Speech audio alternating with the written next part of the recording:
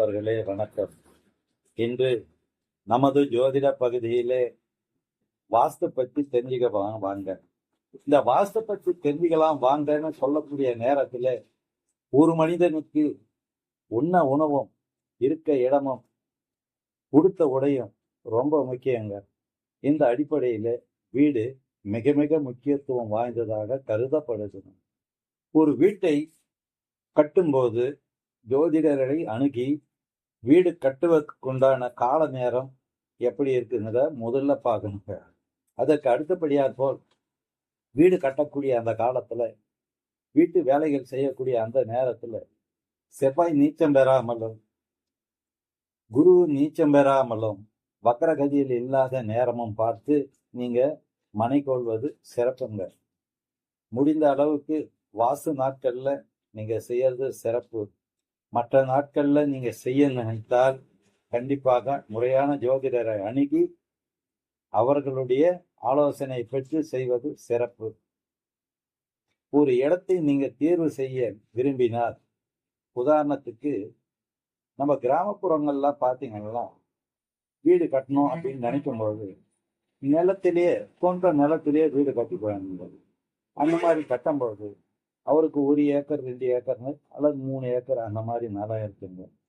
அந்த மாதிரி இருக்கக்கூடிய இடத்துல சிலர் பொதுவா நிலத்துக்கு தென்மேற்கு மூலையில அவருக்கு வீடு அமையிறது சிறப்புங்க, நிலமா இருந்தா.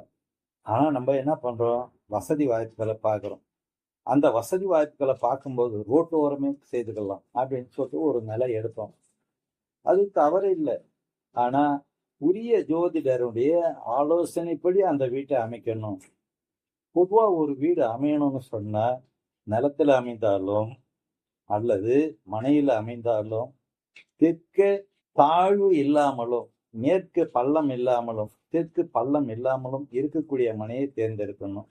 மனையாக இருந்தால் அதே போல நிலமா இருந்தாலும் வடக்க உயரமா இருக்குதுங்க, தெற்க தாழ்வா இருக்குது, அந்த மாதிரி இருக்கக்கூடிய இடத்துல நீங்க வீட்டை தேர்வு செய்யக்கூடாது. தென்மேற்கு மூலை எப்பவுமே உயர்த்தி கட்டி தான் நம்ம வீடு கட்ட ஆரம்பிக்கணும். பொதுவா ஒரு வீட்டுக்கு மேற்கையும் தெற்கையும் பள்ளம் இருக்கக்கூடாதுங்க. போர் அல்லது கிணறு இருந்தா அது சிறப்பு இல்லைங்க.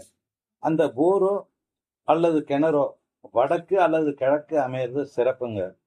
தென்கிழக்கில போர் அல்லது கிணறு இருக்கிறது மிக மிக சிறப்பான ஒரு விஷயம். இப்போ அடிப்படையில எப்படி நம்ம தேர்ந்தெடுக்கணும் அப்படின்னு தெரிஞ்சுக்கிட்டீங்க.